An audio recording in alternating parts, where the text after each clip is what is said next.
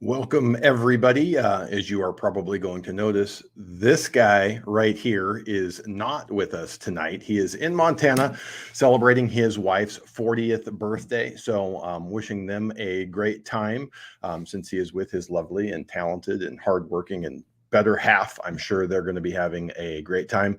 But with that, we're going to jump into the charts. I've got all of Jeb's stuff, so you won't have to worry about missing out on that. And a lot of interesting data, kind of a recap of what we did on the podcast this last week on the Educated Home Buyer, and a look forward to what we're going to be covering this week. I think it's interesting, informative. We're definitely sitting here with interesting times, so want to get you that info. So let's jump in here. Let me pull up the slides. So we did not get Jeb's data before he traveled there. So I don't have the Orange County and Huntington Beach stuff. But as you can see there, most available inventory since New Year's. But that's to be expected. If you look at that trend over the last several years, the trend, even when we had higher available inventory, definitely starts going up and increasing a little bit this time of year. And that's what we're seeing. New listings, the interesting thing here, we never really saw them go up from May all the way through here in August. They're pretty flat, and they haven't been decreasing as much as they have previously. So interesting, something to watch, definitely a different market. We're going to go into some of the data of why that is, why that may be, and why that is happening right now. So inventory, I did a little something different here that whenever I watch Jeb go through these charts, this always occurs to me. That pink line there is the trend. So we are below that long-term trend, but that goes back to say 2015. We have seen less and less inventory. So every year we get a peak, but the peak is lower and lower every year. It went super low during the pandemic. It's recovered a little bit, but we are still well below what a normal market looks like that. So here we've got the weekly inventory change. So inventory rose 4,000 units. It's like 1%, less than 1%, not a significant amount. Same week last year, inventory rose from 550 to 551. So almost identical to last year. We saw that big increase in inventory last year. Haven't seen much movement over the last year. Inventory for the bottom for 2022 was 240. Inventory peak for 23 was 496. So essentially where we are this week. And again, the context is always important. In 2015, we had 1,211,000. So 2.5 times what we have right now. So with that, 365,000 pending sales, 63,000 new sales pending this week, 10% fewer than last year. That's a theme we're going to talk about tonight and kind of go through some of these numbers in that we are in a housing recession. We're going to talk about a real recession, an economic recession, but the housing industry, especially existing homes, not necessarily new homes, but existing homes are definitely in a recession. And that's what we're looking at and seeing right there. Here, I also wanted to draw some of these trend lines in here and again, show to you median home list prices. Don't love median values, but they are valuable. We're tracking the same thing over time. They can change as a market gets tight and more expensive. You can see a mix of sales shift to the lower end without really telling you anything about the sale or the value of any actual home. But looking at this, always want to point out that we're seeing a trend of higher peaks on those median list prices. So you see the trough also increases, the bottom that you hit every year. So last year we had a little higher high as on that median than we would have expected because people were trying to squeeze through the exit door as it was closing, as interest rates were shooting up. But the important thing to look at here is to not say, hey, where are we in July or where are we in January? We know that in January we're going to hit that low level for the year, and we know somewhere around July we're going to hit the peak for the year. So in looking at that, median prices of new homes, again, this doesn't tell us a whole heck of a lot, been chopping around, but pending sale price 378. And we can see here that we saw this dip last year when we had that big spike in interest rates in 2022 that came down in terms of homes under contract as people shifted to cheaper homes to offset the increase in mortgage rates. Properties with price reductions, pretty much in trend with what we've seen. So not much to see there. This one here, Jeb snuck in and I'm not seeing the top of it. So these are the 5 highest effective property tax rates on a median valued home in 2022. So this tells you where you are in the country, where you're likely paying the highest in taxes. This week's episode, Tuesday, posted on the Educated Homebuyer podcast, was talking about what you need to consider if you're going to move or think about moving to a lower cost of living area. And we went heavy on the property taxes here. So Jeb threw this one in here for us. Detroit, very high. Newark, New Jersey, Illinois, Connecticut, and then Portland, Oregon. That's that one's kind of surprising. I have a client looking in that area and hadn't noticed tax rates that high. So it also information here, the average effective tax rate for median value homes was 1.32% in 2022. For us in California, we generally estimate at 1.25%. California property tax rate is 1%, but every municipality votes in school bonds, roads, all sorts of things. Generally comes out to 1.25%. They can be higher, they can be lower. And depending on how your part of the country does it, it can be fairly simple or fairly difficult to figure out exactly what your tax situation is going to look like. So again, my slides here are not working here. What this shows is existing home sales. So we had existing home sales came out yesterday, down 2.2%. Month over month, down 16.6% year over year. So that is the housing recession that we're talking about. We're not seeing home values spike. We're not seeing home values really decrease, but we are seeing sales volume decrease as we have less qualified and able and willing buyers. And we also have less sellers interested in selling. So supply demand balance stays the same, but we continue to see existing homes, home sales decrease. So interesting thing here today, we got new home sales, and new home sales up 4.4% month over month, up 31.5% year over year. The big conversation this time last year was, oh, these home builders are in trouble. We have the charts. They're looking, saying, oh my God, they built too many homes. They have too many homes for sale. They're going to end up with all this inventory. They're going to have to cut prices. Well, the reality, we're going to look at a couple of additional slides here. This is just a different look at those numbers. So this is existing home sales. So 2022, we saw they went down, down, down, down, down through the year as interest rates went up. Well, this year, we have kind of stayed level. People have just adjusted. This is what interest rates are. We've adjusted at a new lower level. But when we look at new home sales, what happened? Last year went down, kind of leveled off, increased towards the end of the year, but that increase kind of ran right through here of 2023, that it keeps increasing, going up. Who is this guy? Interloper. We have an interloper in the chat. Where are you at, my friend?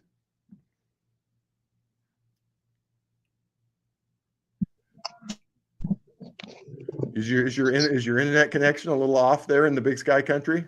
It's all good. How are you guys? I'm jealous. That's what, and I'm sure everyone watching is jealous too. What lake do we have there in the background? We don't. We just have a pond. Here, I'll switch this thing around if I can't. I don't know if I can. We're not going to do.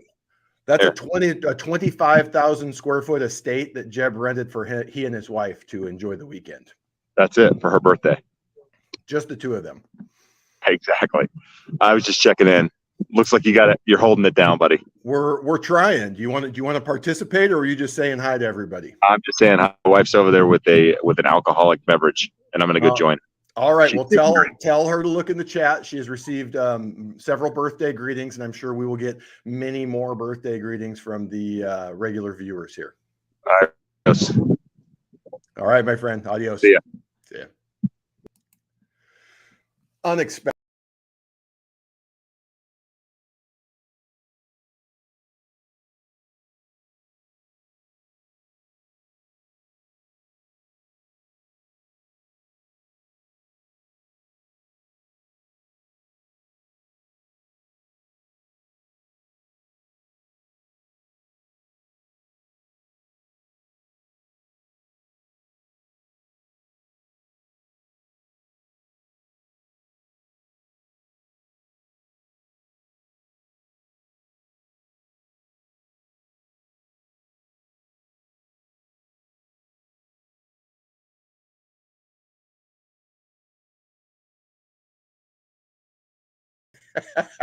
Sorry, guys. I took me out of the stream when I took Jeb out of the stream. Thank you for pointing that out. So the seasonal fall off in demand that is typically seen in August from July as the summer home selling season wind down has so far been much smaller than typically experienced. Now this is going to be very, very interesting. I didn't pull in the data and the slide, but saw information that applications, at least as measured by Optimal Blue, not by the MBA's information, but applications were down 20% week over week when we saw this big recent spike in interest rates. It will be interesting to see how that goes. So wanted to point this out. Wasn't sure exactly where in the story that we're telling with the slides this would make sense for you guys. This chart, if you look, you see the red and the pink heavy. This is basically showing it's a housing market heat map showing what home prices have done globally. And I wanted to point out that Japan's sort of an outlier. They're up 4.5% over the last 12 months. The US basically flat, down 0.3%. But let's look at the rest of the world. UK down 3.5%, Australia down 4.8%, Canada down 8.7%, New Zealand down 10%, Germany down 11%, Sweden down 12.7%. And you probably are going, why? What the heck's going on? We do have a global economy. Interest rates are up everywhere. Things are very similar. Well, all of those people are in countries that don't have 30-year fixed rate mortgages. So homeowners, many of them were sitting there going, hey, I paid a good price for my home. I can afford my mortgage. And they've watched their mortgage spike up 3, 4, 5% over the last 18 months. And it's made it unaffordable. So they are experiencing forced sales from unaffordability by current homeowners that we do not have here in the United States. So it's an interesting thing to look at and bear in mind. We've shown this one before. Jeb pulls it up every 6 months or so, but thought it was worth showing with those new home sales.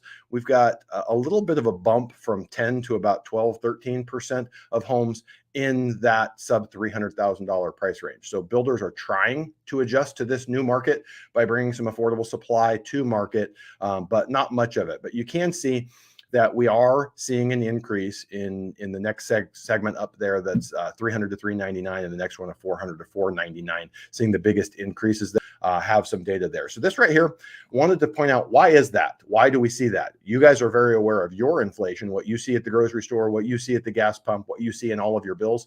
This is producer price index by commodity, inputs to industries, net inputs to residential construction goods. So this is what builders experienced to build that home. So you can see here at the right side of the chart, it's flattened out, it's leveled off. That's good, even come down slightly, but that was a pretty big spike during the pandemic. We went from this index value here at about 220 up over 320. That's about a 35% increase in the cost to build a home.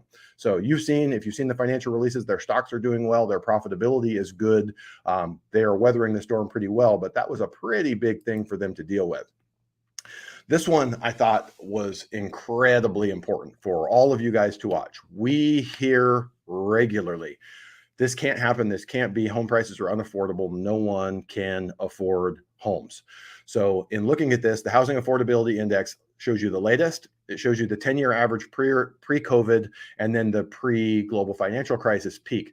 So we're at 23 right now, 23% of disposable income on that Housing Affordability Index. It was 14 for the 10 years pre-COVID, 26 pre-GFC. But what you want to look at there is we're at 23, Germany's at 34, New Zealand's at 56, Australia at 45, UK at 31, Korea 39.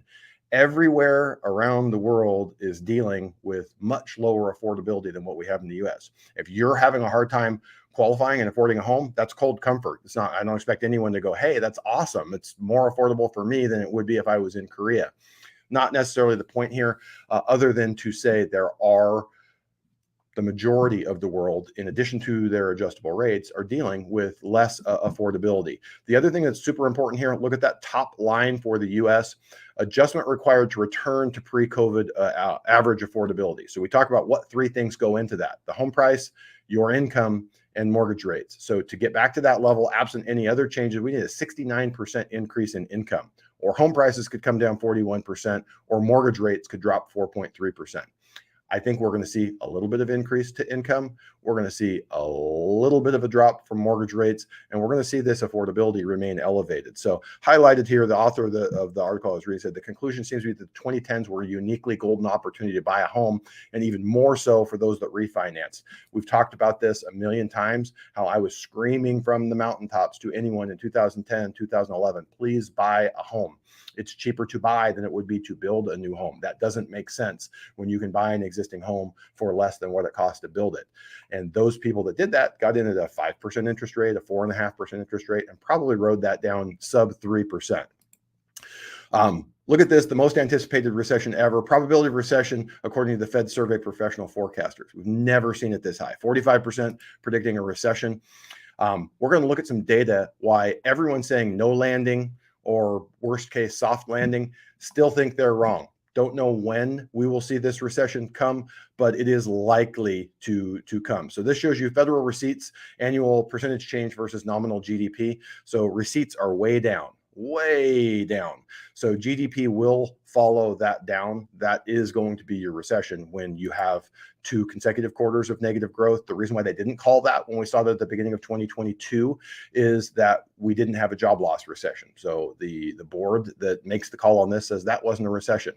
This shows you the economic output composite index versus the leading economic indicators for the next 6 months. You can see both of those are at exceptionally low levels that every time we've hit them before, if you can see the gray bars there, have led to a recession. Looking at real GDP annual growth rate, we're sitting here estimated at 2.22. We talked about a little bit, the Atlanta Fed does a nowcast and their number is showing 5.8% expected for the third quarter. That's their initial preliminary reading. It usually drops 2 to 3% through the month, but it's looking hot. And the Fed is looking at that going, hey, we've been tightening, and yet still here we are. This is too much growth. That's not likely to be the case. Federal expenditures, we look here, thanks to the Inflation Reduction Act, one of the things that was named in an incredibly, interestingly ironic way, that's the spending that's holding some of the inflation into the economy as things cool down. But spending increasing and then showing that real GDP has been trending down, which again leads to economic slowdown. We talked last week, I believe, that one of our friends online who's been talking about housing crashes for the last 50 years pointed out this big dip in M2 and how every time we've seen a contraction in M2 money supply that large in a 12-month period, it has led not to a recession, but to a depression. This is the chart that kind of puts that in context. We are right kind of back to on trend growth to M2. It will be interesting to see what happens. If we go below trend, it will be bad for the economy. Another signal that says there is probably turbulent times ahead. Wanted to go through this here showing what's happening with shelter cost. We talk about how in all of the inflation measures that we're seeing, the thing that is keeping those CPI, PCE high is we still have these really high year-over-year measures, but all of the more real-time looks at this saying that housing in terms of owner's equivalent rent, which tracks closely to home prices down about 0.18%. But the CPI owner's equivalent rent is up 7.7%. You may be saying, what does owner's equivalent rent have to do with home prices? They just track very closely. When people's homes are more valuable, they think they will rent for. When they drop, they think they will rent for less. Rents here, we have 3 measures that say it's up 0.88%, and CPI is capturing it at 8%. So this just to show you here, these are the components that go into CPI. Housing, 44%, shelter, 34%. Those measures are what is keeping us elevated here. I'm not saying there's no other inflation in the economy, but that is absolutely what is keeping us at those high levels. If you take out the shelter, or if you look at the trend here, the trend is absolutely coming down. So in terms of year-over-year CPI and year-over-year CPI ex shelter, you see CPI is up still over 3%, but we're well under 2% when you take shelter out. We're not saying you can take shelter out. Shelter is a reality. But what we're saying is the numbers, when they catch up over the next 6 to 12 months, are likely to tell us that inflation is at a much lower level. This shows you monthly CPI and monthly CPI ex shelter, just in terms of the monthly rate of change of where we're at. We are trending down into that 0% month over month. Year-over-year PCI prices and CPI, again, telling us the same story. So looking at all these measures of inflation, unless we get a spike in rents or a spike in home prices, which due to low affordability is unlikely, we're going to see those numbers continue to moderate. Wanted to throw this one in here near a record low. This is the China 10-year yield. So we live in a global economy. These economies are interconnected. China is one of the three big ones. You've got the European Union, you've got the US, you've got China. Their economy is sputtering. Their 10-year yields have been on a consistent downtrend here. So looking at that, it would be unrealistic to think that that's not coming to us at some point. I want to just throw in here, this was an article the Wall Street Journal did last weekend. China's 40-year boom is over. What comes next? This shows some of the things that we're experiencing here. Their population is aging just like ours, which is disinflationary or outright deflationary. Total factory productivity, you're seeing they're getting little to no productivity growth out of their factories. And then China's corporation average return on assets, both state-owned and privately owned, going down. So that will be a drag on the global economy, and it's impacting things. So what does it mean for us here? Interest rates, all that fun stuff. We like to show this chart. It moves every week because the support and resistance levels are different.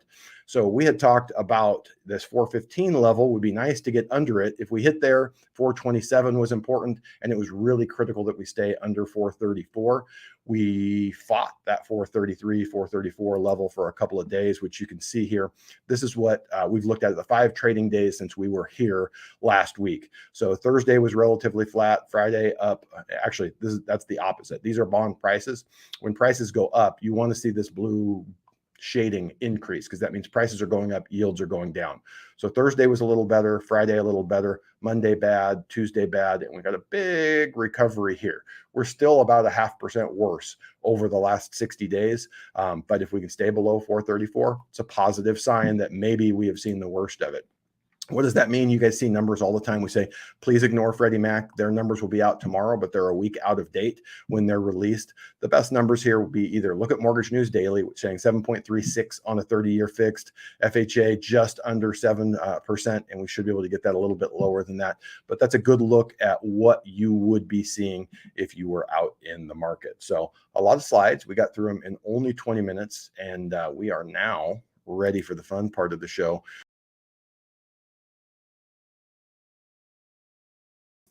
There we go. We got me back. So let me scroll back here and just see where we are in terms of the questions. An interesting one here. Clip Some Easy, a regular viewer here says multiple questions. Number one, credit lines to small and medium businesses are shrinking due to interest rate hike. What does that do to the luxury home market whose owners are these same businesses? Different types of businesses rely on those types of credit lines very differently. If you have a lot of inventory, you're going to rely on that type of stuff. If you're a services business, if you're a lawyer, if you're a surgeon, those things don't make much of a difference. So it would be super hard for us to say from that end. You followed up here. Number two, do you think these events will create a big housing market downside? One, return to office by September now being announced by so many companies. Student loan payment starting in September, and the Fed stopping the purchase of MBSs and start selling them. The Fed could cause major problems. They do not want to. It is a tool at their disposal. If their hikes were not having enough impact, they could do quantitative tightening and sell as much or as many of their MBS holdings and Treasury holdings as they want to. They do not want that. They are nearing the impact that they want, but they absolutely could. Student loan payments, you've heard us say here before, I do not think they're going to have a big impact because if you've seen the reaction, what the government is planning on doing is making the income-based repayments even a smaller portion of disposable income and making forgiveness more eligible. Forgiveness available to more eligible borrowers. So from that perspective, I don't think the people who were in a position to be able to buy homes are going to be limited by their student loans coming back online. We have sort of momentum here for trying to make student loans as little an issue as possible. It's not nearly as easy as it should be. Where I will go on record as saying I help a lot of people who have student loans. The guidelines between qualifying for a mortgage with student loans are greatly misunderstood. A lot of people get themselves painted into a corner with a lender that doesn't know them. But because I watch this closely, I can see I don't even want the government to talk about forgiveness or expanding income-based repayment until we figure out how to stop the increases in education costs and making sure there's an outcome. You shouldn't be able to take out $150,000 of student loans for a degree that isn't going to make you a six-figure income. We have ability to repay on mortgages. I have to show that you have an income that will allow you to repay the mortgage for the home that you want to buy. But you can go borrow as much as you want from the government to get a degree who will never give you the ability to repay that. So I would love to see some reform there. Then we can talk about what we can do to give people relief from the student loans they have. Wasn't really your question, but I answered it anyways. So, Kim, will we see interest rates rise next month when the Feds meet?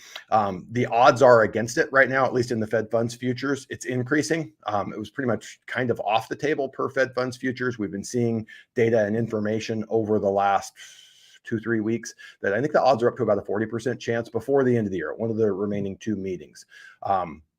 It certainly could happen. I think all of the data that we went through in these charts, there is a lot of negative stuff that hasn't quite bubbled up yet. And I think it is more likely to between now and the end of the year.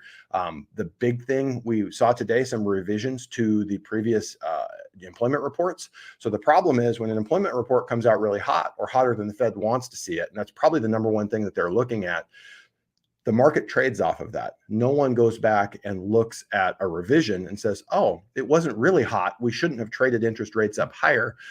They just move on and they wait for new data. So the best thing that could happen to prevent that from happening is we will get, in September, we'll get the August jobs report before the Fed meets. If that shows some moderating employment situation, so higher unemployment rates, less job creation, that might be what keeps them from acting. But either way, remember that that is not what moves interest rates. Fed actions do not move interest rates other than if the market, traders in the bond markets, believe that the Fed has lost control of inflation and they need to push rates higher to get a greater yield to give a real return above and beyond what inflation yields over time. So with that, let's get through all this stuff. Gerald, I wish Jeb was still here. Gerald wanted to know if Jeb was at Sancho's. If Sancho has that nice of an estate up in Montana, I wanna go and start a Sancho's franchise. So we had Karen actually piped in here and said, Portland, Multnomah County has the highest property tax rates in the Portland metro area. I lived in Lake Oswego and my property taxes were not as high. Probably the reason for the client that I'm dealing with, they were not looking in Multnomah and we weren't seeing incredibly high taxes. So thanks for chiming in with that information. Wesley, if Jeb is still watching him, we'll let him know that you are jealous as well. I think what we should all do is go grab a plane and just crash their party for the 40th. I think that would be our best party there, our best plan, I should say. So let's get back to these questions. Okay.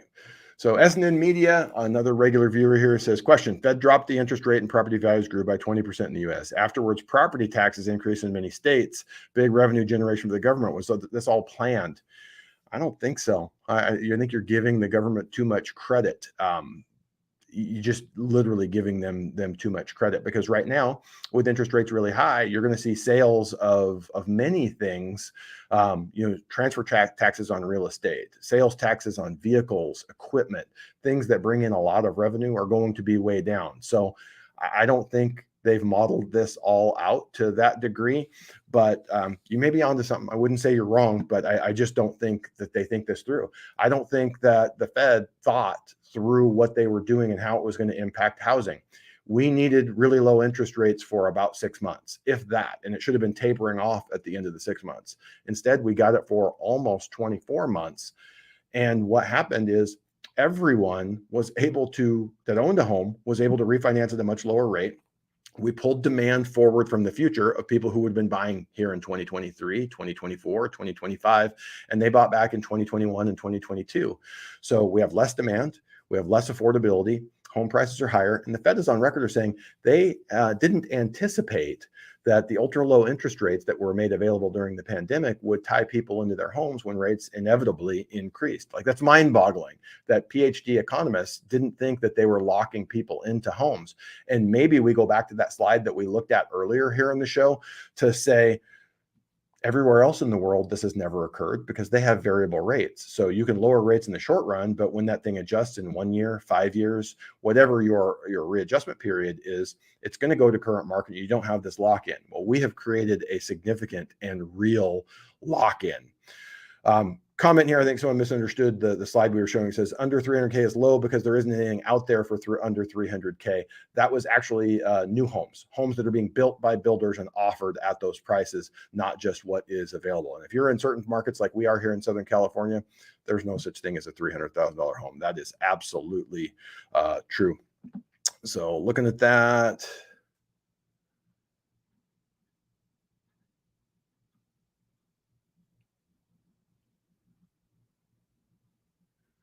Well, Maria has a question here. So do you think areas that houses were sold over the top prices, like the Bay Area, San Jose, and a lot of houses come to the market, that specific area prices will drop drastically?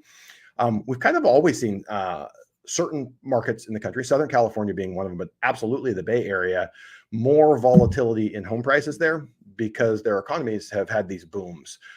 And when the economy does less well or becomes incredibly unaffordable, it can be prone to greater swings. If you look at the areas that are down the most, I think the Bay Area is still the tops. Austin is fighting for it, and I think Boise is close. But I think those are three of the top areas, and that is the reason there, because a lot of employers, like Google, I think I just saw, is selling another one of their buildings there and moving so that they don't have to pay such high wages. If you have employees in an area where the median home price is $1.5 million, you have to pay a pretty good wage or they're never going to be able to own a home.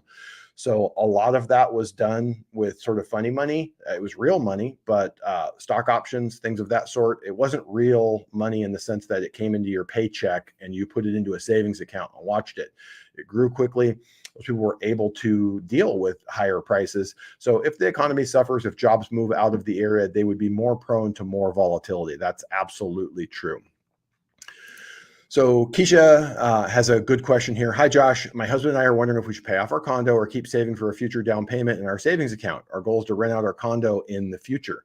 So it's hard to make this decision in a vacuum because we can say right now interest rates are really high. When you look at that, 3.75 with, depending on your loan size and your other tax deductions, if you're able to itemize, it may be effectively even lower than that. But you're looking at a 0.75% positive return by putting money in the bank versus putting it into the condo.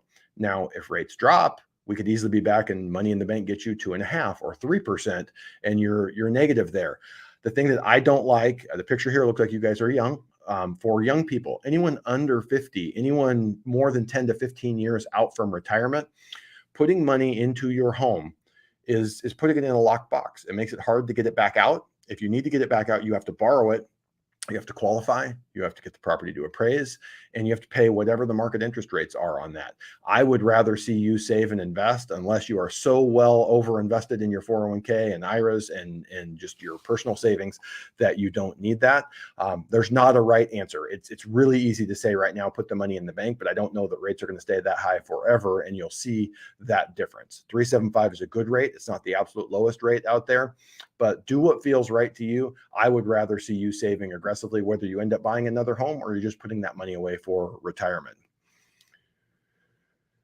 Sparrow Goat with a comment here. You wonder how housing is even affordable in California. My neighbor sold their home, 2 houses from us, for $1.2 million. It's absolutely true. What I can say is I talk to people all day, every day, who 2 years ago would have qualified for what they want, and they look at it and they're just no way. Talked to a lady here this afternoon, her and her husband, their home is appreciated at 1.1 million. When they bought it, they imagined, hey, someday we'll sell this, we'll try and buy $1 million home. Now their house is 1.1 million. To get what they want is 1.5. Even with a $500,000 down payment, that's an $8,000 monthly payment. They're just not here for that, and don't blame them. So what I can say is there are enough people that do sign up for that those homes are getting 2, 3, 4 offers.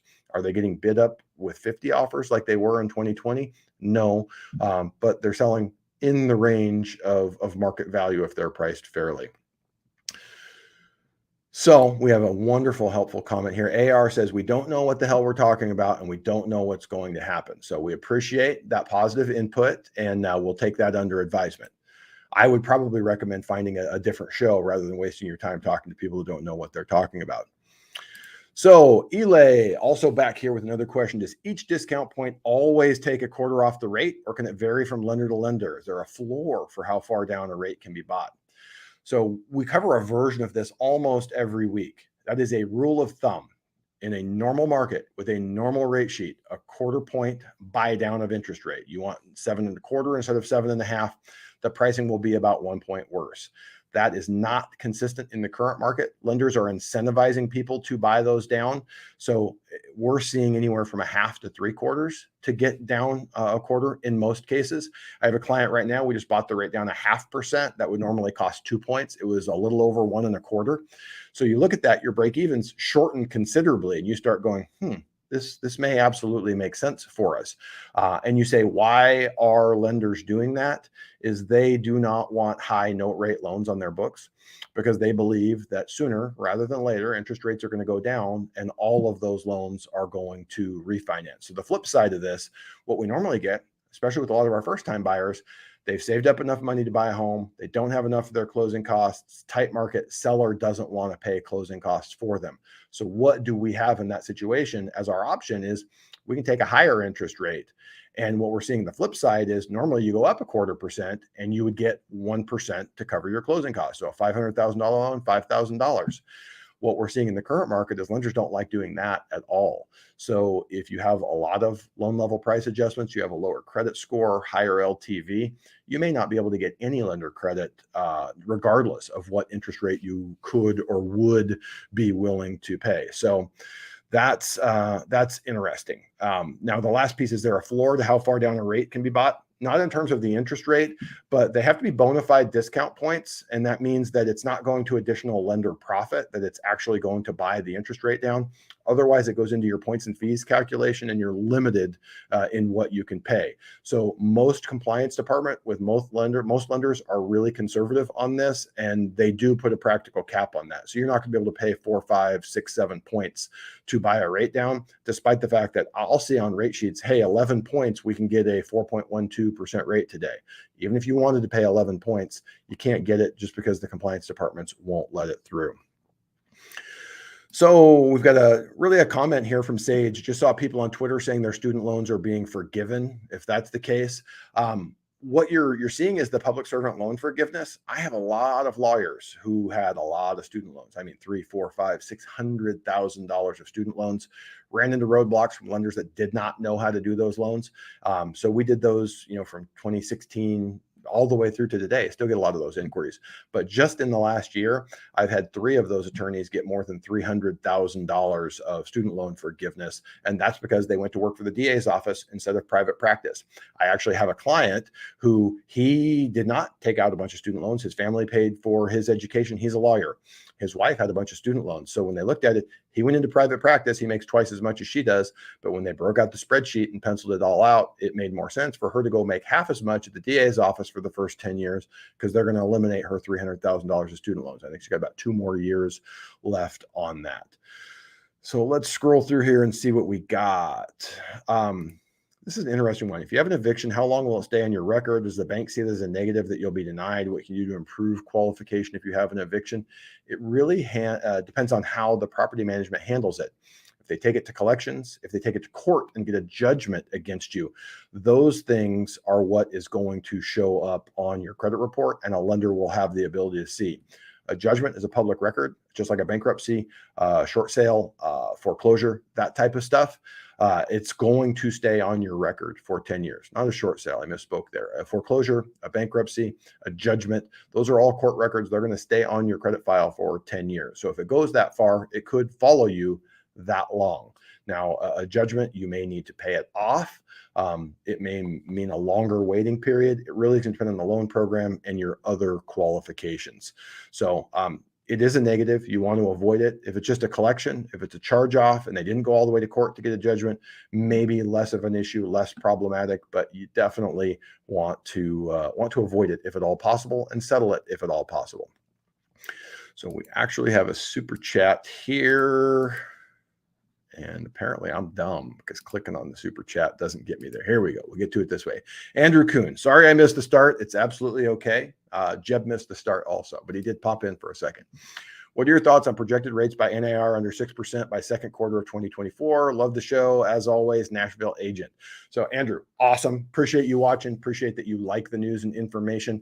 We just recorded yesterday before Jeb left. We usually record on Wednesday, but we recorded next week's episode of the podcast, and we're answering the question, are rates going to 8%? I say answering the question. We're examining the question. We do not have a crystal ball. We do not know.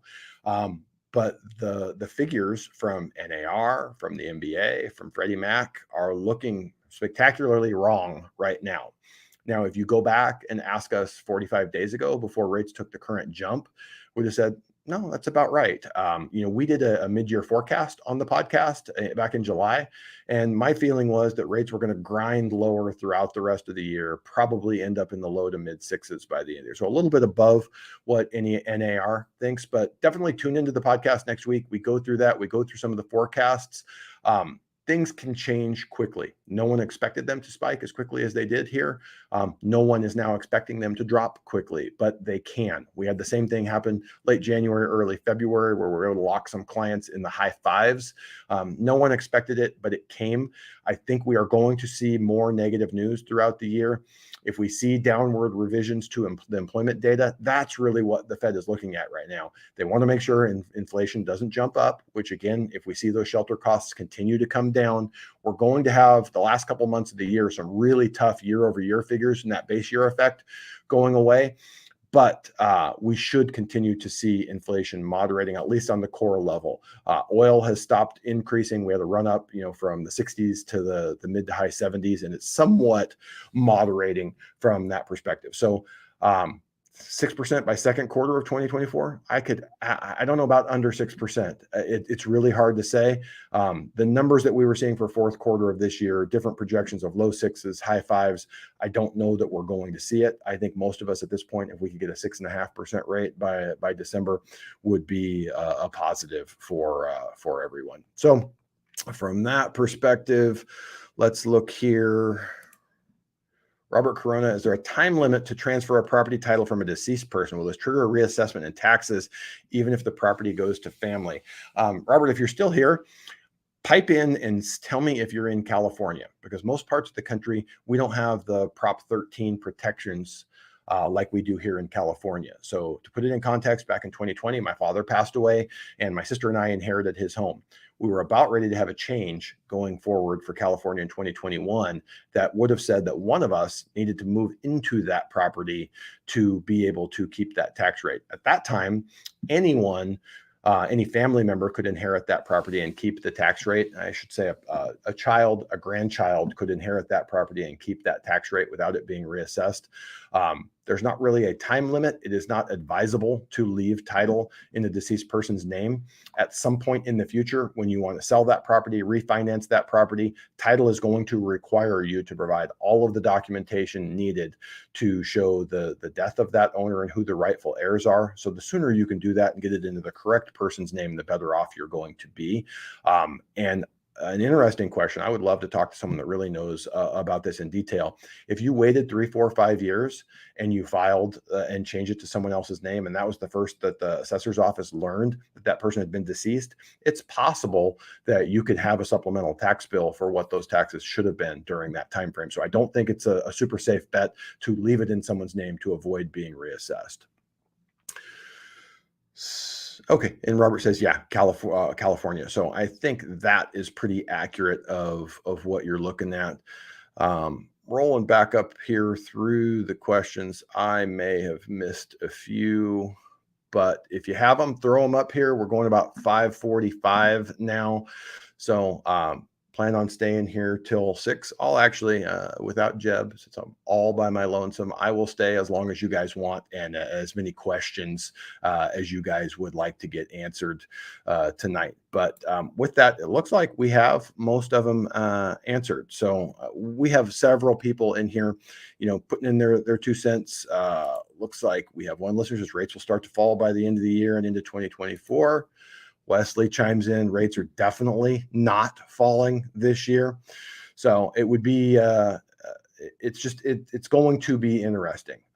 I still believe we are going to get a recession. Don't know how long or how hard or how deep, but the Fed is not going to come off of these rates easily, and not until we start seeing changes to those employment figures. So the employment figures have not been exceptionally hot, but when you're already at 3.5% unemployment, which is pretty much a record low, it doesn't take much for the Fed to say, hey, with no slack in the market, employers are going to have to pay, despite the fact that we haven't seen that data. The wage growth or wage inflation has not been there that they are worried is going to come from that ultra low employment. But until that comes up and corrects, we're not likely to see that change.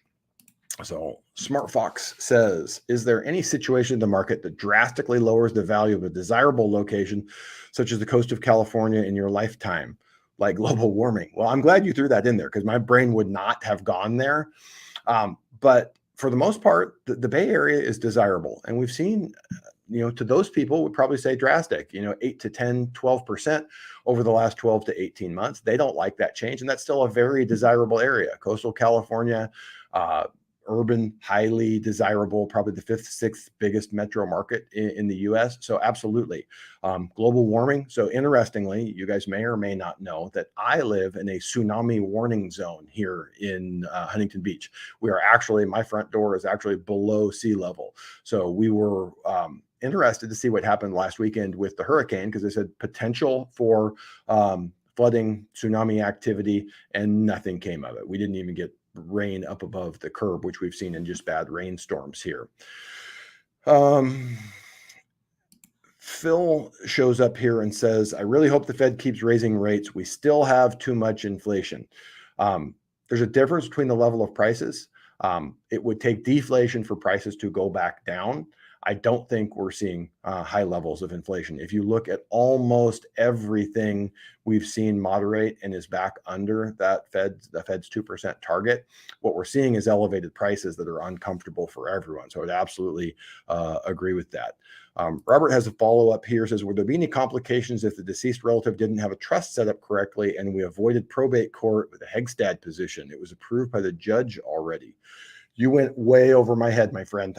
I don't even know what a Hegstad petition is, but obviously you do. And if it was approved by the judge, I don't think it matters how the property is transferred, whether you take the trust and you show that you are filing a deed to transfer it to the correct heirs under the trust, the beneficiaries of the trust then transferring it into their name.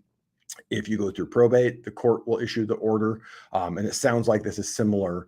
The court will issue the order and it will get transferred to the appropriate place. Carl pipes up and says, the Fed won't stop until something breaks. Agree with what you said earlier. The Fed should have raised rates sooner. I mean, it's not even debatable at this point. They left rates too low, too long. And they're probably going to leave rates too high too long. I'm not saying they should be cutting right now. I'm saying we probably should have stopped 3, 4, 5 months ago, 2, 3 cuts back, and just let it play out and see what happens. But they like to do things. They like to take action and show you that they're actually making moves in your favor, if that counts. Or Smart Fox here says, if you're married and your spouse dies, do you lose half of capital gains on your home? Does a revocable trust funnels protects that other half? This one, a little bit of a gray area for me. You would want to talk to your tax professional, because my understanding, if you own with your spouse as joint tenants and the joint tenant dies, you get a stepped up basis on their portion of it. So I don't believe you miss out on it. I believe the tax liability on the gains on their portion, if not the whole portion, go away. I believe it's just their portion. But as you can tell, I do loans. I don't do taxes. But you're going to get a stepped up basis on the other joint tenants portion at a minimum. So talk to your tax preparer and you can go through that. Andrew kindly comes back and says, for a beer. Thanks, Josh. So Jeb gave me controls of the YouTube channel, but he didn't give me controls of the YouTube bank account. So I'm going to have to swipe $5 from his wallet when you get back so I can go get an 805. We have a couple people chimed in with some advice. Robert Corona, the attorney handling the transfer of dad's property to me when he passed, dropped the ball on Contra Costa County did reassess, took a year to fix. County does have deadlines. I think that is good and accurate information. I have a client who we had a sticky situation. His wife passed, and he and her, she and he, however that goes, owned, and for whatever reason, they put his son on title with them. So we refinanced. The son had moved on and bought his own home. So we had to take the son off, which is interfamily, shouldn't have been a reassessment. And we had a death of a joint tenant and should not have been reassessed. The title company filled out the paperwork incorrectly. Actually, didn't fill it out at all. There's a preliminary change of ownership report here in California that goes with the deed. So it goes to the assessor's office that tells him is this transfer from, and to, and is it subject to any exemptions that would keep you from getting reassessed. This didn't happen, and we were able to unwind it, but it was a massive pain in the butt, and he ended up paying a bunch of extra taxes in the interim. So you really can't stress strongly enough to pay very close attention when you are filing the deeds to get the property titled in the right person's name, that you're filling out the preliminary change of ownership correctly. And I don't think delaying it is going to be in your best interest in any way, shape, or form. So Sparrow Goat had said Prop 19 in California might help. So Prop 19 is the one that I was talking about. I think it passed in 2020, went into effect in 2021. The good part about it, if you're over 55, you can take your Prop 13 tax base with you to a new property anywhere else in California. Before, you had to move to a participating county. You could only do it one time. Now you can do it 500 times if you want to. But to offset that loss of revenue, what they did is to be able to have the parent-child transfer exemption, that child or grandchild has to move into the property as their primary residence. If they're just going to keep it as a rental, like my sister and I did in 2020, you are no longer able to avoid the reassessment. SNN Media back with another one. Inflation, deflation, stagflation. What is of the three? So again, I'm going to defer and say, please watch next week's episode. We went into stagflation, what it is, why it's unlikely to occur. We've seen inflation. We've seen monster inflation. So think in terms of this. You guys have all heard the simplest definition: too many dollars chasing too few goods. Well, what did our government do in response to COVID? They handed everyone extra money. And even if they didn't hand you extra money, if you kept your job, you got to stay at home, locked up, where you couldn't spend money, and you still received your income. So everyone accumulated excess savings. That excess savings is supposed to run out by the Fed's calculations by the end of September at the current pace of spending for U.S. households. We talked about credit card debt going up, but spending that excess savings is absolutely occurring as well. And by the end of September, should be gone. So we shouldn't have too many dollars, and we no longer really have too few goods. Most of the COVID bottlenecks, supply chain issues are worked through. There are still some things that are difficult to find and get throughout the world, but we shouldn't have too many dollars, and we shouldn't have it chasing too few goods. That should tell us that inflation is behind us. On top of that, we have the big break of the higher financing costs, break, B-R-A-K-E, of the Fed charging so much in interest on the things that they do control, and the bond market taking care of it for other things such as your housing. So deflation is a tough one. Deflation is actually outright decreases in home prices. There are deflationary trends that will lead to disinflation. We always harp on the show here. An aging population is deflationary in that you have a smaller productive population, smaller workforce, lower rates of productivity. Technology is deflationary. This is just one sort of narrow piece of it, but the example I like to use, I look at my cell phone. My cell phone is probably 100 times more powerful than the laptop my dad bought me when I graduated from college in 1995. That laptop cost almost $4,000. My phone cost $899. So technology of all sorts gets more powerful and cheaper. So even if the price tag isn't less, you're getting more for your dollar. Same thing with cars. Cars are much more expensive. If you go buy a entry-level car today, it's almost $30,000. In 1972, it was $1,900, but there's no comparison between those two products. So all of those things go to say, I still believe that the future is disinflationary. I don't know that we see outright deflation.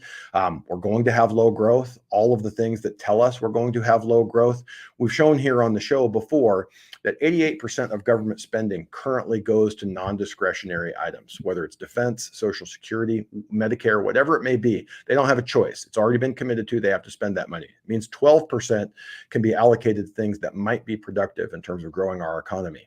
With interest rates higher now, the cost of the US debt being higher, there's even less money to allocate to productive activities. So it will decrease growth over time. A wild card in there, we talked earlier in the show, the Inflation Reduction Act actually allocated a lot of government resources towards things that will be productive.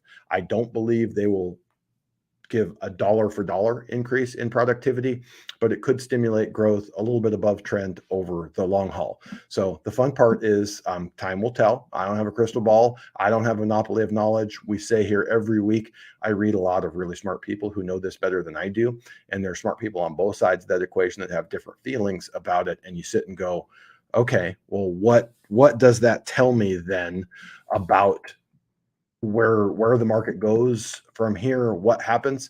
I'm much more comfortable saying out 3 to 5 years that I think rates are going to be significantly lower than they are right now. And we'll have some disinflation and things will be back more to what we saw from, say, 2010 to 2018. But in the short run, we still have lots of things to work through and lots of aberrations in the market. So hopefully that was helpful. Got about 5 minutes left here. If you guys have questions, I will stick around as long as you keep throwing good questions out here. So if you have one, get it in there. But enough time travel. If you can do time travel, there's never enough. You go back and you make billions with time travel. I like that one. Have supply costs and labor costs for kitchen, bathroom remodels decreased since the pandemic? Like you said, wishful thinking. Like we talked about, inflation is a rate of change. It's not a price level. Price levels are still much higher than what they were. For those of you who are here every week, from 2008 to 2012, I flipped homes and I look back and I go, it's mind boggling how cheap we could get things then. And part of the reason here, and part of the reason why construction costs are still so high, is that the people who were still in the business and wanting construction jobs at that time were very hungry for business, and they would give you very aggressive bids. Many of them said, this sucks. I don't want to work for that little money. And they left the industry and they have not come back. So there are less people in the construction trades and there's plenty of work for them, even though the economy has slowed. So Jeb and I are looking at a couple of homes, analyzing deals that we would like to flip right now that need a lot of work. And just looking at the things, I can tell you those costs are still high. I do believe you can get them better than you could a year ago, a lot better than 2 years ago, but those prices are going to be elevated relative to what you would hope they would be or think that they should be. Eli has another question here. What are your thoughts on new construction spec homes being a good investment in the current market if the buyer can get a buy down and price drop? What's the definition of a good investment? Is it going to give you a huge amount of appreciation in the future? Is it going to give you cash flow? And cash flow, if you put 100% down on a home and you don't finance it, it's going to give you cash flow, but you traded that chunk of money for that future cash flow. So it's all relative. What's my cash on cash return? How much money did I need to invest? What does it return to me monthly?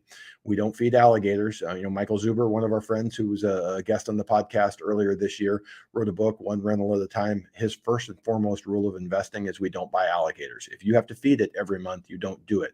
So how big of a down payment do you have to put down to make that thing cash flow?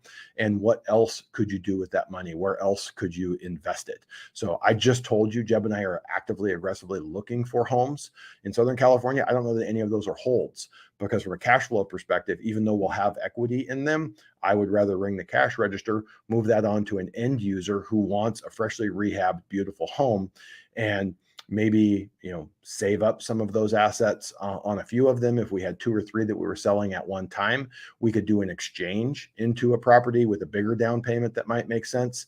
But I don't think the buy downs make much sense. And you saw builders are not, in most areas, are not having to drop prices. They've done a very good job of controlling prices by controlling how much inventory they bring to the market.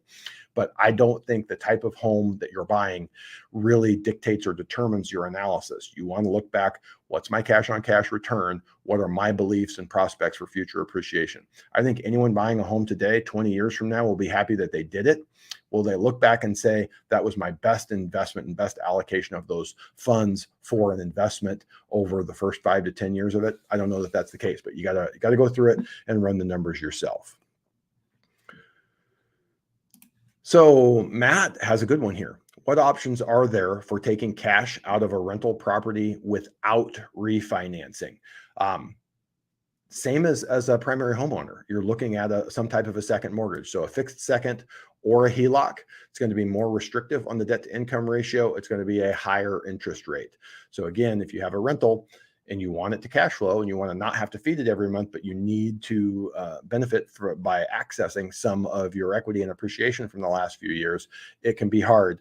And that I'm glad that you actually remembered that or asked that, because it triggered me here that I was supposed to be running this wonderful banner here. So appreciate you all here. We've had, a lot of you here, a lot of really good questions. I appreciate you guys staying, even though Jeb wasn't here. Appreciate Jeb letting us borrow the platform and keep things moving forward while he's not here.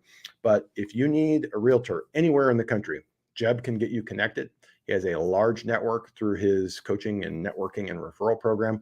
I can vouch for those realtors. I've worked with many of them throughout California, throughout the West Coast. He's going to connect you with the pro. I always say that at least 80% of realtors and 80% of mortgage people are worthless. You want to avoid them. The good news is we got plenty of realtors, we got plenty of mortgage people, so you should be able to find one of those top 20%. So if you don't have someone that you've worked with in the past that a friend or family member can heavily vouch for, reach out. Jeb will get you connected. If it's on the mortgage side, use that same form there. He'll get you connected with someone. And if you're on the West Coast, I've got about 6 or 7 states that I service directly that you'll get routed back to me. If you have any questions, reach out directly. You can reach out at info@theeducatedhomebuyer. If you just have a question, we can get back to you and get those questions answered for you. So looking at this one, Kyle in Pennsylvania says, if you could choose, would you want real estate to go up in price, down in price, or stay the same over time? Careful what you wish for. If anything just continually goes down in price, you're not going to want to own it. There's no return. So when we look at going back to that inflation, deflation question, people are really keen to say inflation sucks. Give me some deflation. Deflation is much worse and a much bigger problem for the government, because if instead of prices going up 2% a year, you knew prices were going to go down 2% a year, you would delay all of your major purchases as long as possible, knowing that your house, your car, your college education, whatever you need is going to be cheaper in the future. So you have an economy shrinking and shrinking and shrinking as people are holding out for lower and lower prices. That is why the Fed doesn't set their inflation target at 0%. They set it at 2%.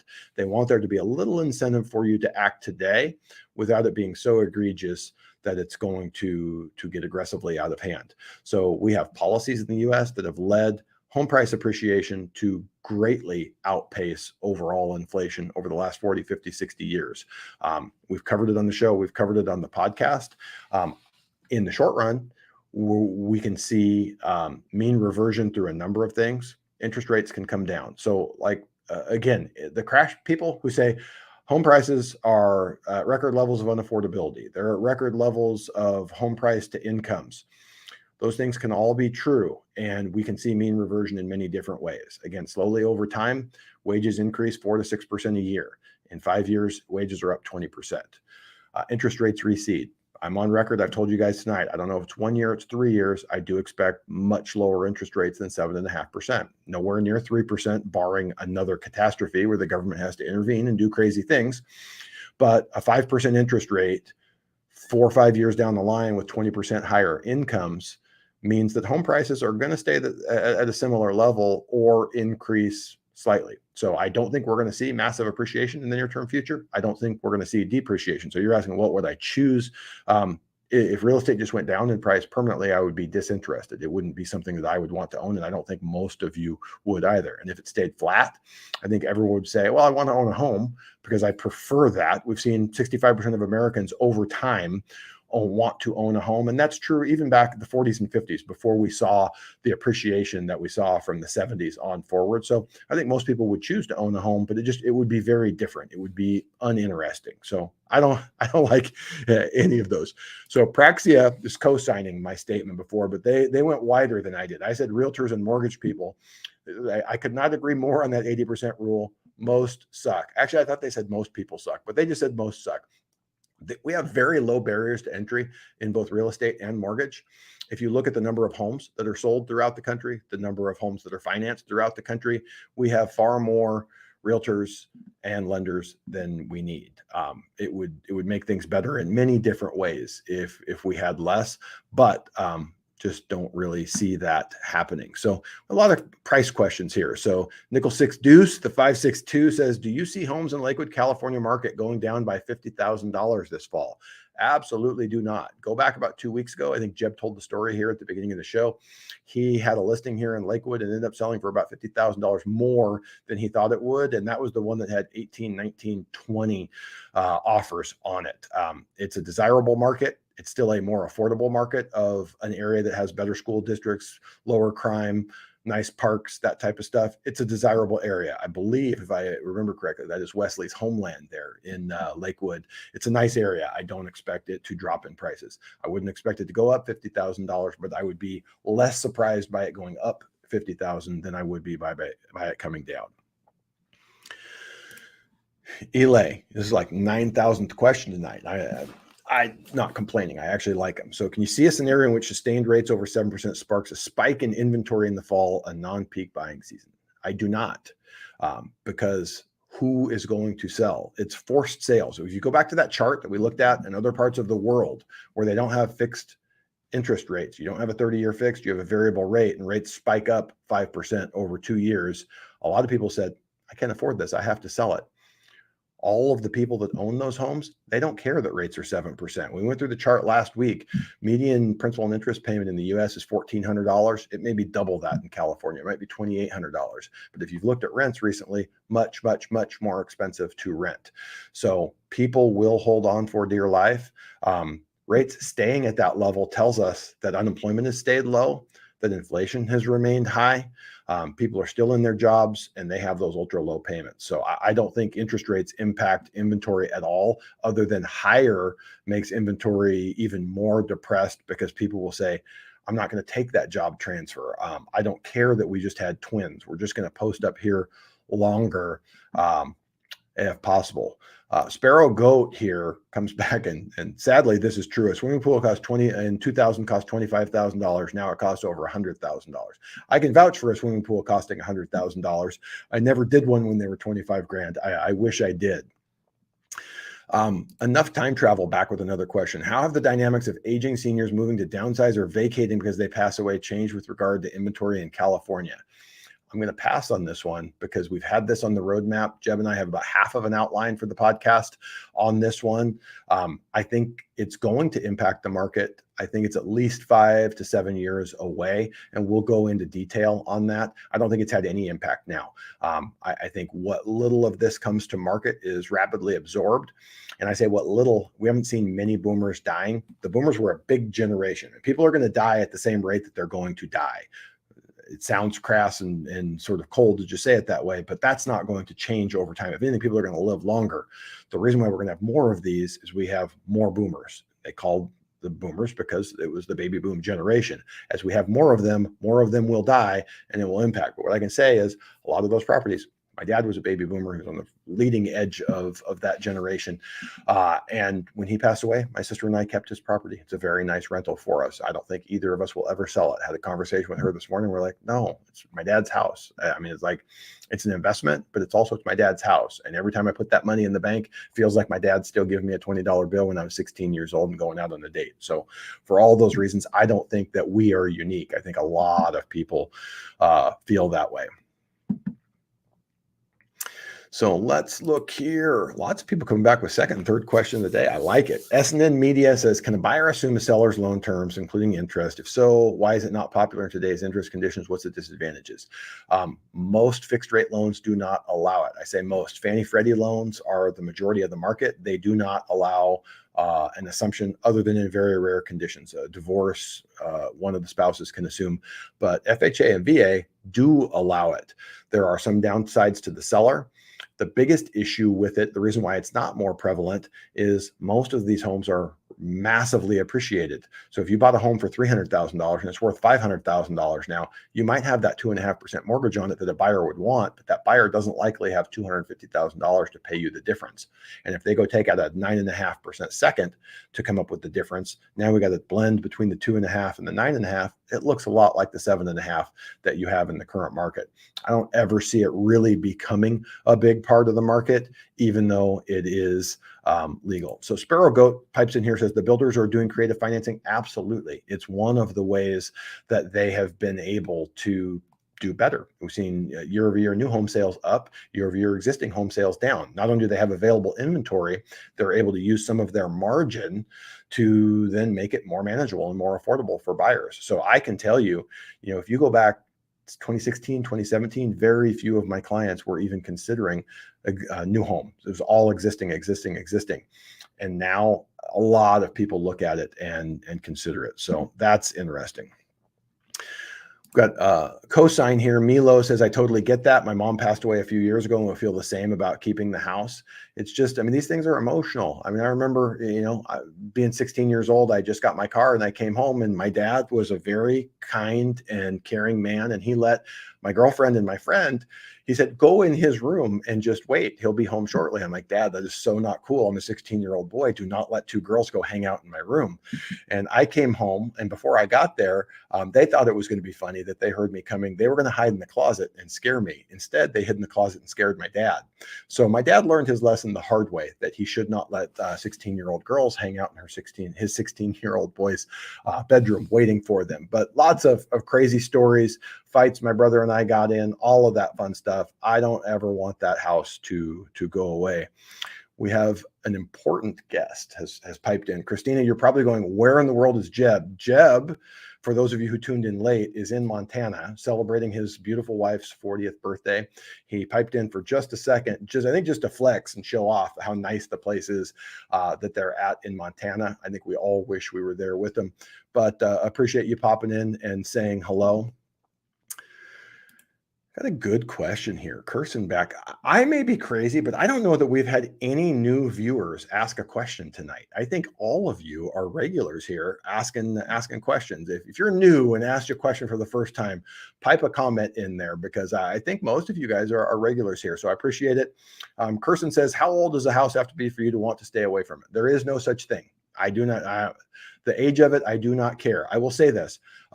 An email came across my desk, a wholesaler trying to sell a home. It's actually a duplex in Los Angeles for $420,000. If you know Los Angeles, it could be the worst neighborhood in Los Angeles. A duplex is worth well more than $420,000. Their belief is that if it were a nice duplex, it should be worth about $750,000.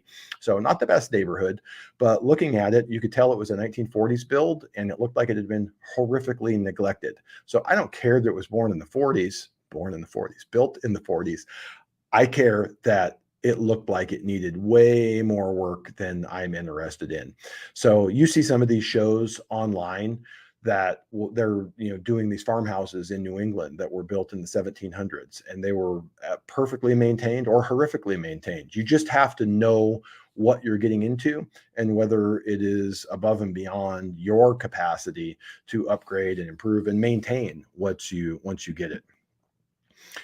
So we may be wading into dangerous territory. I didn't read the whole question, but Patrick says, any thoughts or insights about the current mass homelessness and drug abuse issue happening in Boston? Will more subsidy solutions affect taxpayers and current real estate market? I'm going to go on record here as saying that if you've been here regularly, I don't like politicians. So if you're a Democrat or a Republican, don't get mad at me. I don't like either one of your politicians.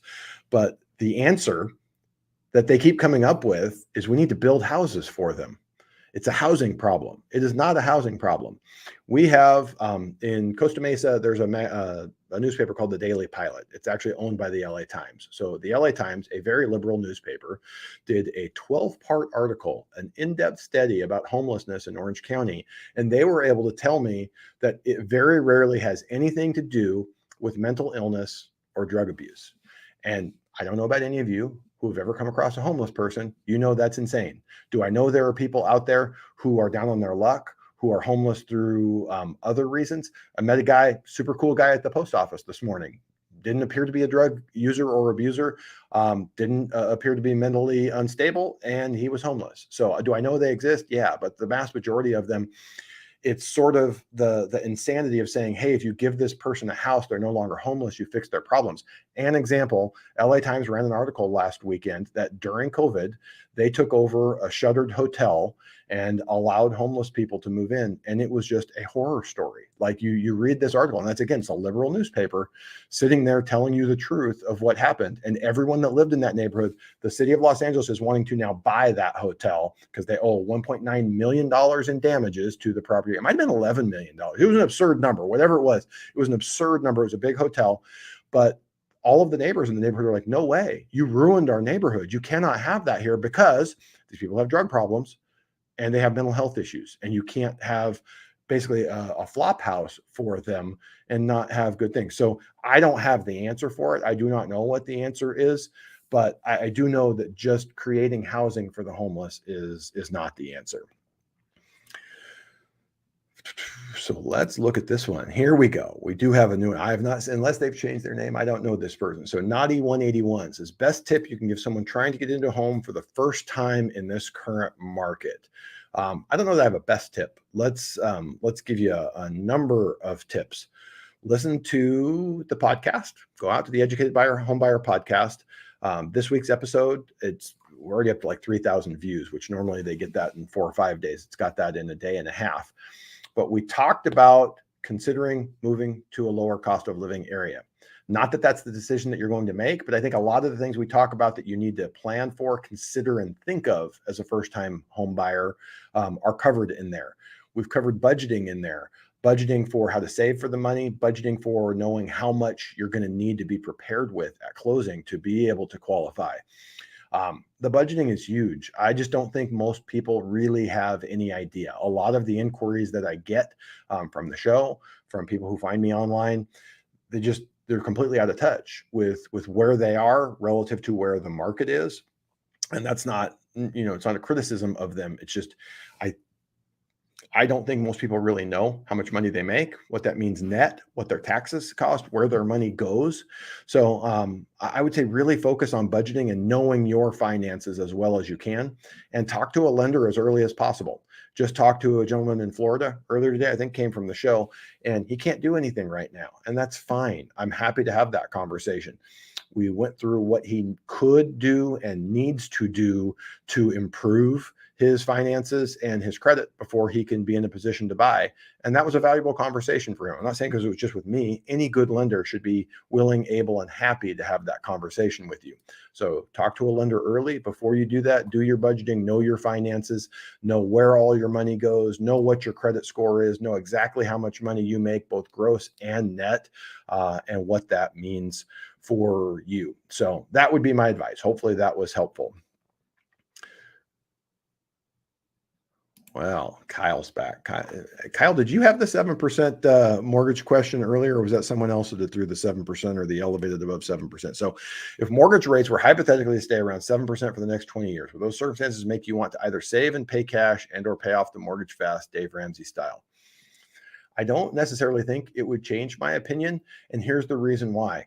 I'm less concerned with absolute interest rates and more concerned with real rates. So if we stayed at 7% for the next 20 years, it tells me that inflation is at a higher level. Like stagflation cannot go on that long. And we don't have a recipe for it just in terms of demographics here, where we would have high unemployment, low growth, and high inflation. So it would tell me that in that environment, I would have an opportunity to get better returns than what we've had, the last 20, 25, 30 years with ultra low interest rates.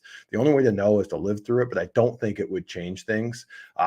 What I can say is starting in the 90s, I mean, I've done first mortgages at 9%, 9.5% FHA loans back in the 90s. And people were much more interested in a 15-year loan because when you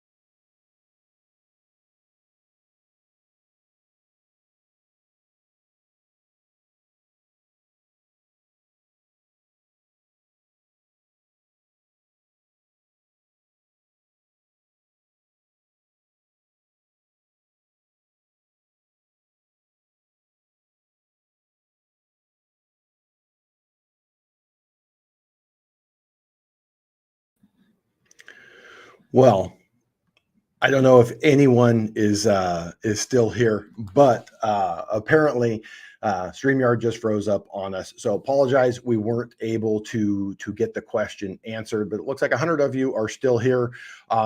Throw a comment in there if you want to go through a few more questions. I'm cool. I have no idea what happened with StreamYard. This time it wasn't our wonderful internet here at the office.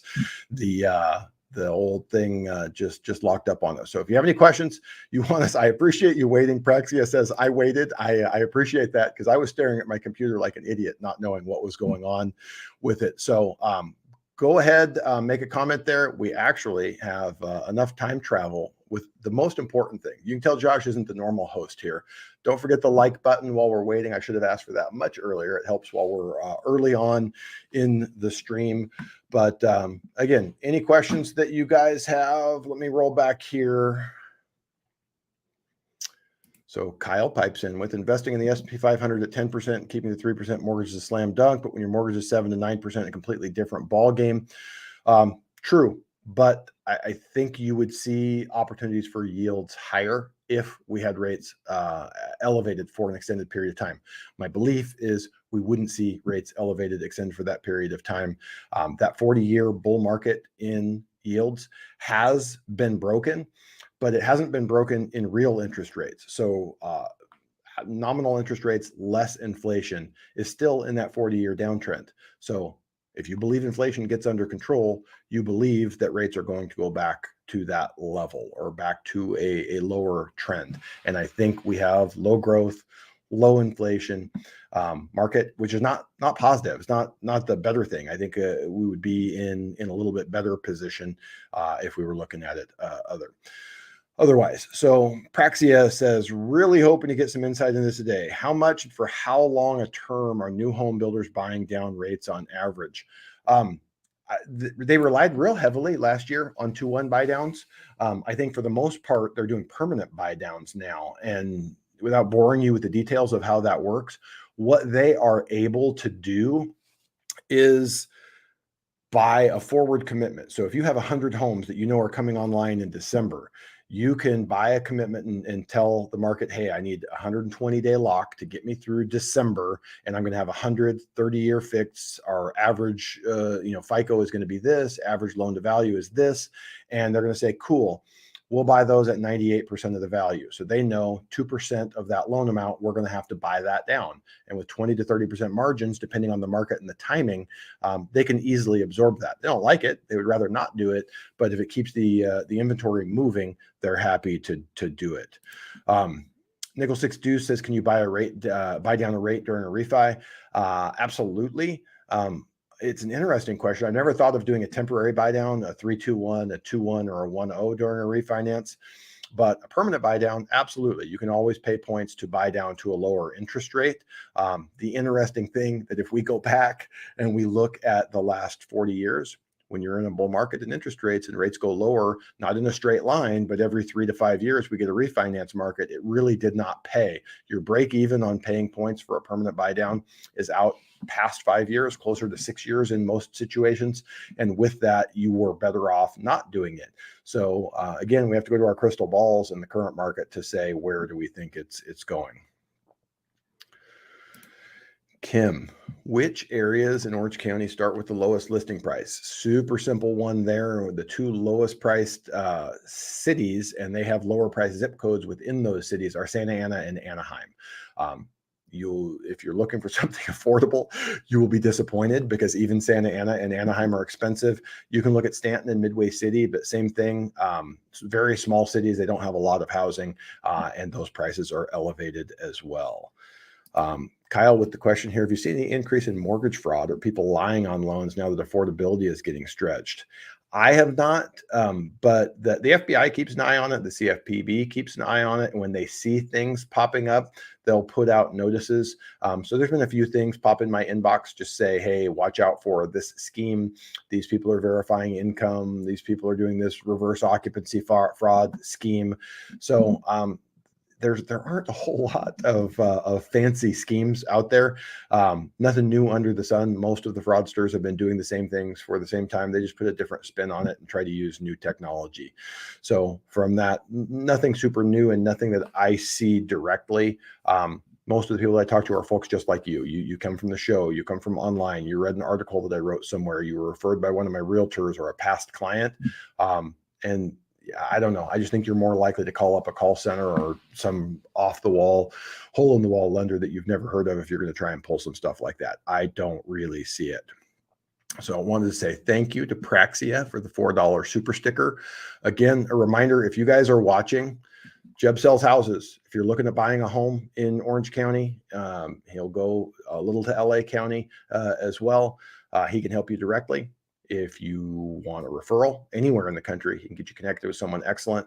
We have a massive network of awesome lenders that are not in the 80% turd category that can absolutely help you, put you on the right track. So use the form below, jebsmith.net/referral, and we'll get you connected with someone who can help you.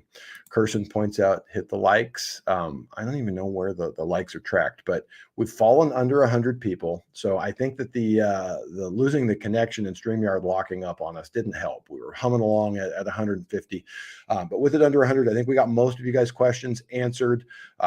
I'll tell Jeb that you liked the more than an hour, but he's pretty adamant that we're going to keep it at an hour. So maybe he'll take another vacation and leave the keys to me. Again, appreciate you guys being here. Appreciate you asking the questions. Appreciate that you actually like and value the responses. If there's anything we can do for you, reach out, use that referral form. Again, have a great week, and we will be back with the Boss Man next Wednesday. All right, have a good one, guys.